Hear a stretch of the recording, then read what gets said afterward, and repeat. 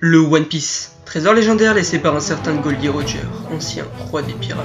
Mon trésor, je vous le laisse si vous voulez. Trouvez-le. Je l'ai laissé quelque part dans ce monde, furent ces dernières paroles. Depuis ce jour, une vague de piraterie portant les rêves et espoirs de chacun fit son apparition. Nous avons alors suivi à travers l'histoire et le voyage d'un certain Monkey D. Luffy, la quête de trouver ce trésor caché aux yeux du monde depuis plus de 20 ans. Mais alors, où se trouve donc le One Piece ? Je vais donc vous guider au travers de ma théorie dans une réflexion intuitive qui j'espère vous fera croire en mes paroles. Sur ce, bonne vidéo.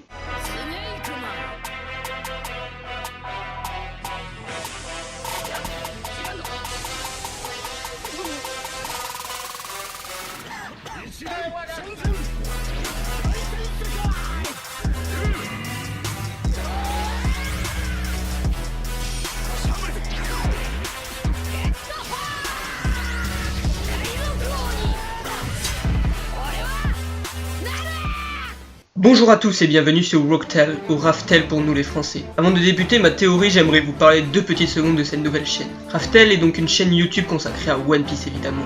Mais ce n'est pas simplement une chaîne personnelle où je vais faire des vidéos et ainsi de suite, car vous participez aussi à l'évolution de cette dernière. En effet, on pourrait nommer Raftel comme une chaîne communautaire. Je m'explique. Imaginons que vous êtes fan de One Piece et que vous avez des idées de théories ou de vidéos, mais que vous n'avez pas le temps ni l'envie d'ouvrir une chaîne YouTube, s'enregistrer, faire du montage et ainsi de suite. Alors cette chaîne est votre homme.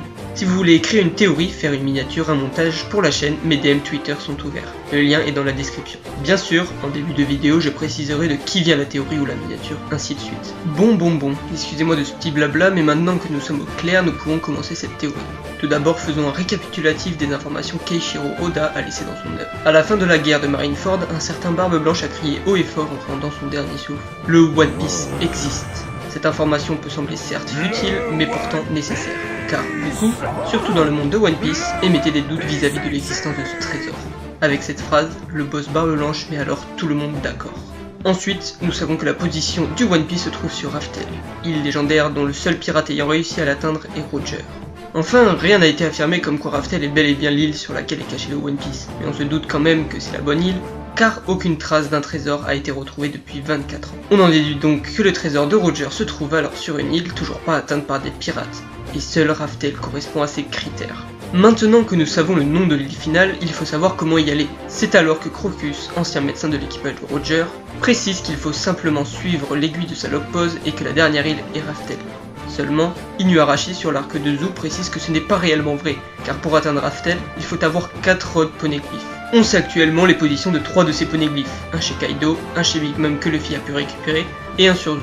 Ces poneglyphes sont repérables par leur couleur rouge. De plus, chacun d'eux indique une coordonnée, et l'intersection de ces 4 positions donne un point. Ce point est bien sûr Raftel. On comprend donc maintenant la chance qu'a Luffy d'avoir Robin dans son équipage, car elle est la seule au monde à pouvoir déchiffrer les poneglyphes. Nous avons vu aussi une seule image de Raftel, bien sûr assez floue pour ne pas donner trop d'indices. En tout cas, on y voit de la brume et des falaises escarpées.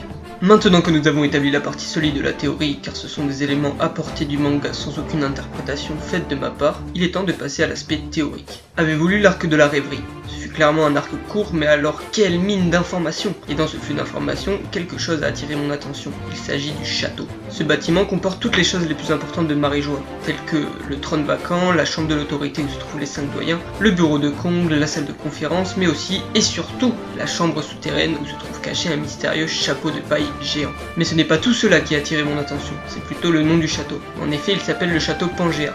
Or, nous savons que dans notre monde, la Pangée est un nom donné au supercontinent. Je m'explique. Il y a 300 millions d'années, avant même l'arrivée des dinosaures sur Terre, existaient non pas 6 continents comme le monde est composé aujourd'hui, mais bien un seul et unique bloc de continent, que nous avons nommé la Pangée. Le château de Marie-Joie fait donc référence à la Pangée. Mais alors, me direz-vous, quel est le lien entre un château et un supercontinent? Nous savons que le château Pangea se situe sur Red Line, soit au centre du monde. Si nous prenons la traduction bête et méchante du One Piece, nous obtenons une pièce. Or, comme je l'ai dit précédemment, la Pangée était le rassemblement de tous les continents en une pièce. Nous pouvons donc en déduire qu'il est possible qu'auparavant le monde de One Piece ne soit qu'une île articulée autour du château Pangea, comme un seul et même continent, en une pièce.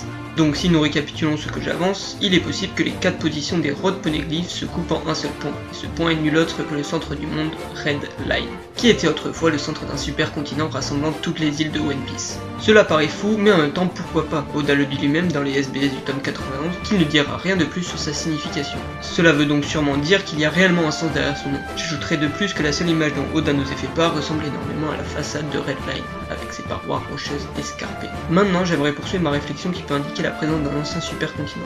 Nous avons appris beaucoup de choses grâce au professeur Clover dans le chapitre 395. Tandis qu'il est à l'escargophone avec le Gorosei, il théorise bon nombre de choses fort intéressantes. Il explique premièrement que si le gouvernement mondial interdit l'étude des poneglyphes, ce n'est pas seulement pour garantir la sécurité du monde, car les armes antiques pourraient être réveillées, mais plutôt pour cacher une partie de l'histoire que l'on nomme le siècle oublié. De plus, il a découvert qu'il existait il y a 800 ans un état très puissant et prospère qui a fait une guerre et s'est totalement fait annihiler au point qu'il n'y ait aucune trace de l'existence de ce peuple. Enfin, les poneglyphes donnent des informations sur ce pays, c'est aussi pour cela que le gouvernement mondial interdit son étude. Mais alors, pourquoi le gouvernement interdit l'étude d'un pays totalement effacé? Car tout simplement, ce sont les 20 royaumes qui constituent actuellement le gouvernement mondial qui ont fait une alliance pour totalement détruire un seul royaume. Ils ont donc caché leurs crimes mais ne peuvent pas se débarrasser des poneglyphes. Ils interdisent donc leur étude. Logique. Clover s'est finalement fait tuer quand il a voulu prononcer le nom de cet ancien royaume. On peut donc en déduire que Oda nous a pas laissé l'entendre car nous connaissons plus ou moins ce nom.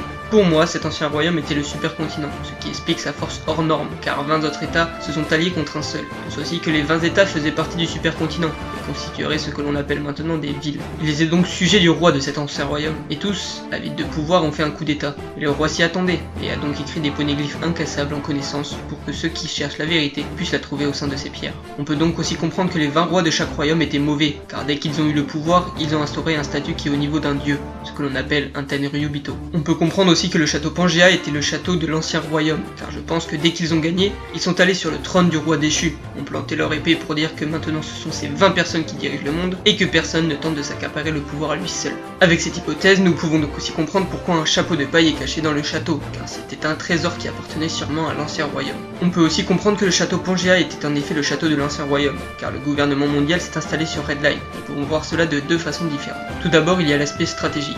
C'est au milieu du monde et ils peuvent intervenir plus facilement un peu partout. Mais nous pouvons aussi comprendre qu'ils se sont installés sur Red Line pour qu'aucun pirate ne puisse s'y approcher, et donc découvrir les secrets du siècle oublié. En conclusion, je pense que la localisation du One Piece se trouve sur le château Pangea, qui était autrefois le château de l'ancien royaume, d'où la présence logique d'un hypothétique Rio poneglyphe. Voilà pour cette première théorie, j'espère avoir été clair dans mon raisonnement. Si vous n'avez pas compris un passage de la vidéo ou que quelque chose vous paraît contradictoire avec ce que je dis, je vous invite à passer dans les commentaires. De plus, si vous avez aimé la vidéo, je vous invite à lâcher un index gun de like, car ça ne m'apportera clairement rien, mais ça me fera plaisir d'apprendre que la vidéo vous ait plu. Merci en tout cas d'avoir encore regardé la vidéo jusqu'au bout, et j'invite bien sûr tous les gens qui sont intégrés vers le concept de chaîne communautaire à venir s'approcher sur Twitter. Mes DM sont bien sûr ouverts.